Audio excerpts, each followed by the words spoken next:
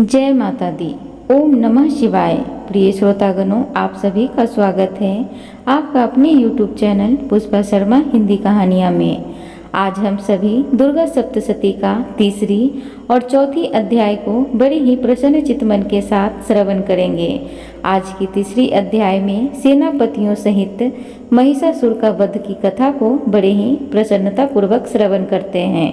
महर्षि मेध ने कहा, महिषासुर की सेना नष्ट होती देखकर उस सेना का सेनापति चिछुर क्रोध में भरकर देवी के साथ युद्ध करने के लिए आगे बढ़ा। वह देवी पर इस प्रकार बाणों की वर्षा करने लगा मानो सुमेरु पर्वत पानी की धार बरसा रहा हो। इस प्रकार देवी ने अपने बाणों से उसके बाणों को काट डाला तथा उसके घोड़े व सारथी को मार दिया। साथ ही उसके धनुष और उसकी अत्यंत ऊंची ध्वजा को भी काटकर नीचे गिरा दिया। उसका धनुष कट जाने के पश्चात उसके शरीर के अंगों को भी अपने बाणों से बेंध डाला। धनुष, घोड़े और सारथी के नष्ट हो जाने पर वह असुर ढाल और तलवार लेकर देवी की तरफ आया। उसने अपनी तीक्ष्ण धार वाली तलवार से देवी के सिंह के मस्तक पर प्रहार किया और बड़े वेग से देवी की बाईं भुजा पर वार किया, किंतु देवी की बाईं भुजा को छूते ही उस दैत्य की तलवार टूटकर दो टुकड़ों को हो गई। इससे दैत्य ने क्रोध में भरकर शूल हाथ में लिया और उसे भद्रकाली देवी की ओर फेंका। देवी की ओर आता हुआ वह शूल आकाश से गिरते हुए सूर्य के समान प्रज्वलित हो उठा। उस शूल को अपनी ओर आते हुए देखकर देवी ने भी शूल छोड़ा और महाअसुर के शूल के 100 टुकड़े कर दिए और साथ ही महाअसुर के प्राण भी हर लिए। चिछुर के मरने पर देवताओं को दुख देने वाला चामर नामक दैत्य हाथी पर सवार होकर देवी से लड़ने के लिए आया। उसने आने के साथ ही शक्ति से प्रहार किया, किंतु देवी ने अपनी हुंकार से ही उसे तोड़कर पृथ्वी पर डाल दिया। शक्ति को टूटा हुआ देखकर दैत्य ने क्रोध से लाल होकर शूल को चलाया, किंतु देवी ने उसको भी काट दिया। इतने में देवी का सिंह उछलकर हाथी के मस्तक पर सवार हो गया और दैत्य के साथ बहुत ही तीव्र युद्ध करने लगा। फिर वह दोनों लड़ते हुए हाथी पर से पृथ्वी पर आ गिरे और दोनों बड़े क्रोध से लड़ने लगे।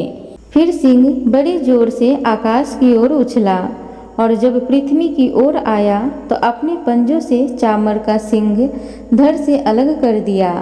क्रोध से भरी हुई देवी ने शिला और वृक्ष आदि की चोटों से उदग्र को भी मार दिया। कटाल को दांतों, मुखों और थप्पड़ों से चूर्ण कर डाला। क्रुद्ध हुई देवी ने गदा के प्रहार से उद्धत दैत्य को मार गिराया। भिंदी पाल के बाष्पकाल को बाणों से ताम्र तथा अंधक को मौत के घाट उतार दिया। तीनों नेत्रों वाली परमेश्वरी ने त्रिशूल से उग्रास्य, उग्रवीर और महाहनु नामक राक्षसों को मार गिराया। उसने अपनी तलवार से बिडाल नामक दैत्य का सिर काट डाला तथा अपने बाणों से दुर्धर्ष और दुर्मुख राक्षसों को यमलोक को पहुंचा दिया। इस प्रकार जब महिषासुर ने देखा कि देवी ने मेरी सेना को नष्ट कर दिया है, तो वह भैंसे का रूप धारण कर देवी के गणों को दुख देने लगा। उन गणों में कितनों को उसने मुख के प्रहार से, कितनों को खुरों से, कितनों को पूंछ से, कितनों को सिंगों से, बहुतों को दौड़ने के वेग से, अनेकों को सिंहनाद से, कितनों को चक्कर देकर और कितनों को श्वास वायु के झोंके से पृथ्वी पर गिरा दिया। वह दैत्य इस प्रकार गणों की सेना को गिरा देती और देवी के सिंह को मारने के लिए दौड़ा। इस पर देवी को बहुत गुस्सा आया। उधर दैत्य भी क्रोध में भरकर धरती को खुरों से खोदने लगा तथा सिंगों से पर्वतों को उखाड़कर धरती पर फेंकने लगा और मुख से शब्द करने लगा। महिषासुर के वेग से चक्कर देने के कारण पृथ्वी क्षुब्ध होकर फटने लगी। उसकी पूंछ से टकराकर समुद्र चारों ओर फैलने लगा। हिलते हुए सिंगों के आघात से मेघ खंड खंड हो गए और श्वास से आकाश में उड़ते हुए पर्वत फटने लगे। इस तरह क्रोध में भरे हुए राक्षस को देखकर चंडिका को भी क्रोध आ गया और वह उसे मारने के लिए क्रोध में भर गई। देवी ने पास फेंककर दैत्य को बांध लिया और उसने बंध जाने पर दैत्य का रूप त्याग दिया और सिंह का रूप बना लिया। और ज्यों ही देवी उसका सिर काटने के लिए तैयार हुई, उसने पुरुष का रूप बना लिया जो कि हाथ में तलवार लिए हुए था। देवी ने तुरंत ही अपने वानों के साथ उस पुरुष को उसकी तलवार ढाल सहित बींध डाला। इसके पश्चात वह हाथी के रूप में दिखाई देने लगा और अपनी लंबी सूंड से देवी के सिंग को खींचने लगा और गर्जना करने लगा। देवी ने अपनी तलवार से उसकी सूंड काट डाली। तब राक्षस ने एक बार फिर भैंसे का रूप धारण कर लिया और पहले की तरह चर अचर जीवों सहित समस्त त्रिलोकी को व्याकुल करने लगा। इसके पश्चात क्रोध में भरी हुई देवी बारंबार उत्तम मधु का पान करने लगी और लाल लाल नेत्र करके हंसने लगी। उधर बलवीर तथा मद से क्रुद्ध हुआ दैत्य भी गरजने लगा। अपने सिंगों से देवी पर पर्वतों को फेंकने लगा। देवी अपने बाणों से उसके फेंके हुए पर्वतों को चूर्ण करती हुई बोली, ओ मूढ़, जब तक मैं मधुपान कर रही हूँ तब तक तू गरज ले और इसके पश्चात मेरे हाथों तेरी मृत्यु हो जाने पर देवता गरजेंगे। महर्षि मेधा ने कहा। यूँ कहकर देवी उछलकर उस दैत्य पर जा चढ़ी और उसको अपने पैर से दबाकर शूल से उसके गले पर आघात किया। देवी के पैर से दबने पर भी दैत्य अपने दूसरे रूप से अपने मुख से बाहर होने लगा। अभी वह आधा ही बाहर निकला था कि देवी ने अपने प्रभाव से उसे रोक दिया। जब वह आधा निकला हुआ ही दैत्य युद्ध करने लगा तो देवी ने अपनी तलवार से उसका सिर काट दिया। इसके पश्चात सारी राक्षस सेना हाहाकार करती हुई वहां से भाग खड़ी हुई और सब देवता अत्यंत प्रसन्न हुए तथा ऋषियों महर्षियों सहित देवी की स्तुति करने लगे। गंधर्वराज गान करने लगे तथा अप्सराएं नृत्य करने लगी। प्रिय भक्तों, तो इस प्रकार तीसरी अध्याय समाप्त होती है। अब हम सभी चौथे अध्याय को बड़े ही प्रसन्नचित्त मन के साथ श्रवण करेंगे। चौथे अध्याय में श्रवण करेंगे इंद्र आदि देवताओं द्वारा देवी की स्तुति। महर्षि मेधा बोले, देवी ने जब पराक्रमी दुरात्मा महिषासुर को मार गिराया और असुरों की सेना को मार दिया, तब इंद्र आदि समस्त देवता अपने सिर और शरीर को झुकाकर भगवती की स्तुति करने लगे। जिस देवी ने अपनी शक्ति से यह जगत व्याप्त किया है और जो संपूर्ण देवताओं तथा महर्षियों की पूजनीय है, उस अंबिका को हम भक्ति पूर्वक नमस्कार करते हैं।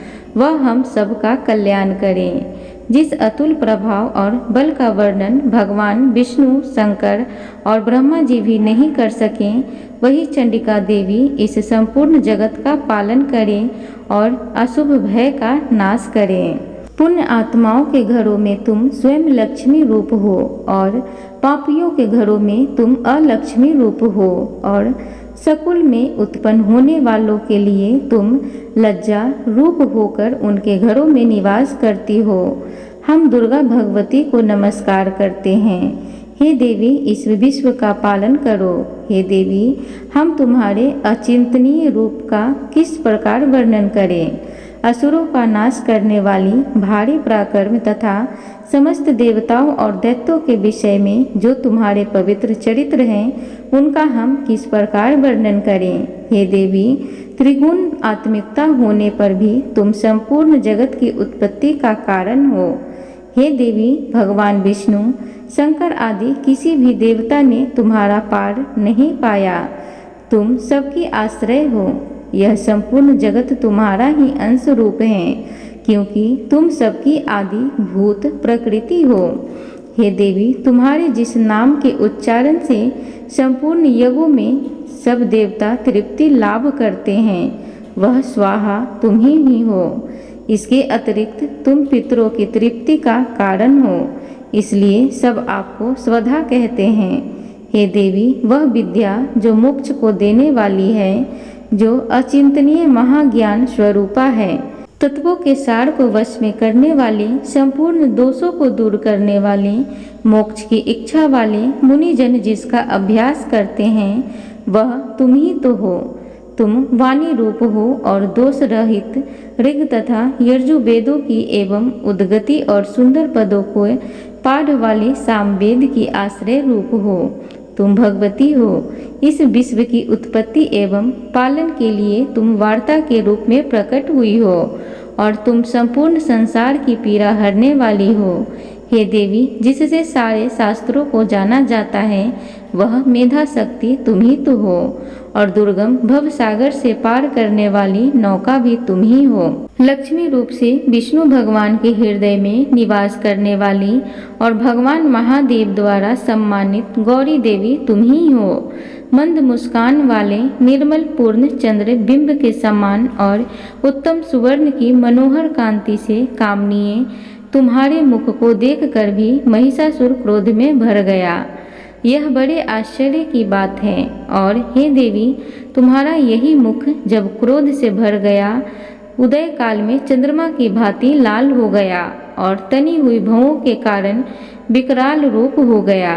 उसे देखकर भी महिषासुर के शीघ्र प्राण नहीं निकल गए। यह बड़े आश्चर्य की बात है। आपके कुपित मुख के दर्शन करके भला कौन जीवित रह सकता है। हे देवी, तुम हमारे कल्याण के लिए प्रसन्न हो। आपके प्रसन्न होने से इस जगत का अभय उदय होता है और जब आप क्रुद्ध हो जाती हैं तो कितने ही कुलों का सर्वनाश हो जाता है। यह हमने अभी अभी जाना है कि जब तुमने महिषासुर की बहुत बड़ी बड़ी सेना को देखते देखते मार दिया। हे देवी, सदा अभय उदय प्रताप देने वाली तुम जिस पर प्रसन्न हो जाती हो वही देश में सम्मानित होते हैं। उनके धन यश की वृद्धि होती है। उनका धर्म कभी शिथिल नहीं होता और उनके यहाँ अधिक पुत्र पुत्रियाँ और नौकर होते हैं। हे देवी, तुम्हारी कृपा से धर्मात्मा पुरुष प्रतिदिन श्रद्धापूर्वक यज्ञ करता है और धर्मानुकूल आचरण करता है और उसके प्रभाव से स्वर्गलोक में जाता है, क्योंकि तुम तीनों लोकों में मनवांछित फल देने वाली हो। हे माँ दुर्गे, तुम स्मरण करने पर संपूर्ण जीवों के भय नष्ट कर देती हो और स्थिर चित्त वाले के द्वारा चिंतन करने पर उन्हें और अत्यंत मंगल देती हो। हे दरिद्रता दुख नाशनी देवी, तुम्हारे सिवा दूसरा कौन है। तुम्हारा चित्त सदा दूसरों के उपकार में लगा रहता है। हे देवी, तुम शत्रुओं को इसलिए मारती हो कि उनके मारने से दूसरों को सुख मिलता है। वह चाहे नरक में जाने के लिए चिरकाल तक पाप करते रहे हों, किंतु तुम्हारे साथ युद्ध करके सीधे स्वर्ग को जाएं, इसलिए तुम उनका वध करती हो। हे देवी, क्या तुम हसित पात्र मात्र से समस्त असुरों का भस्म नहीं कर सकती? अवश्य कर सकती हो, किंतु तुम्हारा शत्रुओं को शस्त्रों के द्वारा मारना इसलिए है कि शत्रुओं को द्वारा मारकर स्वर्ग को जावेंगे। इस तरह से हे देवी, उन शत्रुओं के प्रति भी तुम्हारा उत्तम विचार है। हे देवी, तुम्हारी उग्र खड्ग की चमक से और त्रिशूल की नोक की कांति की किरणों से असुरों की आंखें फूट नहीं गई। उसका कारण यह था कि वे किरणों से शोभायमान तुम्हारे चंद्रमा के समान आनंद प्रदान करने वाले सुंदर मुख को देख रहे थे।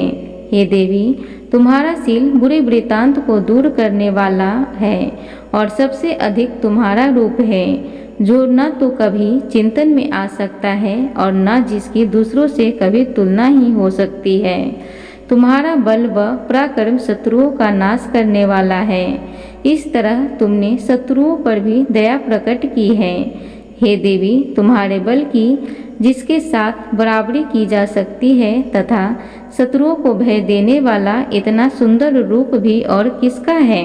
हृदय में कृपा और युद्ध में निष्ठुरता, यह दोनों बातें तीनों लोकों में केवल तुम्ही में देखने में आई है। हे माता, युद्ध भूमि में शत्रुओं को मारकर तुमने उन्हें स्वर्ग लोक में पहुंचाया है। इस तरह तीनों लोकों की तुमने रक्षा की है तथा उन उत्तम असुरों से जो हमें भय था उसको भी तुमने दूर किया है। तुमको हमारा नमस्कार है।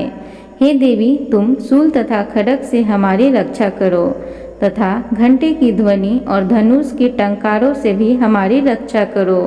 हे चंडिके, आप अपने शूल को घुमाकर पूर्व, पश्चिम, उत्तर तथा दक्षिण दिशा में हमारी रक्षा करो। तीनों लोकों में जो तुम्हारे सौम्य रूप है तथा घोर रूप है, उनसे हमारी रक्षा करो तथा इस पृथ्वी की रक्षा करो। हे अंबिके, आपके कर पल्लवों में जो खड्ग, शूल और गदा आदि शस्त्र शोभा पा रहे हैं, उनसे हमारी रक्षा करो। महर्षि बोले, इस प्रकार जब सब देवताओं ने जगत माता भगवती की स्तुति की और नंदवन के पुष्पों तथा गंध अनुलेपों द्वारा उनका पूजन किया और फिर सबने मिलकर जब सुगंधित व दिव्य धूपों द्वारा उनको सुगंधित निवेदन की, तब देवी ने प्रसन्न होकर कहा, हे देवताओं, तुम सब मुझसे मनवांछित वर मांगो। देवता बोले, हे भगवती, तुमने हमारा सब कुछ कार्य कर दिया। अब हमारे लिए कुछ भी मांगना बाकी नहीं रह गया, क्योंकि तुमने हमारे शत्रु महिषासुर को मार डाला है। हे महेश्वरी, तुम इस पर भी यदि हमें कोई वर देना चाहती हो तो बस इतना वर दो कि जब जब हम आपका स्मरण करें तब तब आप हमारी विपत्तियों को हरण करने के लिए हमें दर्शन दिया करो। हे अंबिके, जो कोई भी तुम्हारी स्तुति करे, तुम उनको वृत्त, समृद्धि और वैभव देने के साथ ही उनके धन और स्त्री आदि संपत्ति बढ़ावे और सदा हम पर प्रसन्न रहें। महर्षि बोले, हे राजन, देवताओं ने जब जगत के लिए तथा अपने लिए इस प्रकार प्रश्न किया तो बस तथा अस्तु कहकर देवी अंतर ध्यान हो गई। भूप, जिस प्रकार तीनों लोकों का हित चाहने वाली यह भगवती देवताओं के शरीर से उत्पन्न हुई थी, वह सारा वृतांत मैंने तुमसे कह दिया है। और इसके पश्चात दुष्ट असुरों तथा शुंभ निशुंभ का वध करने और सब लोकों की रक्षा करने के लिए जिस प्रकार गौरी देवी के शरीर से उत्पन्न हुई थी, वह सारा वृतांत मैं यथा वर्णन करता हूँ। प्रिय भक्तजनों, इस प्रकार दुर्गा सप्तशती का चौथा अध्याय समाप्त होती है। आगे की कथा हम सभी 5वां अध्याय में बड़े ही प्रसन्न चित्त मन के साथ श्रवण करेंगे। उम्मीद करूंगी आज की कथा आप सभी को अच्छी लगी होगी, तो कृपया चैनल को लाइक, शेयर, सब्सक्राइब जरूर करें।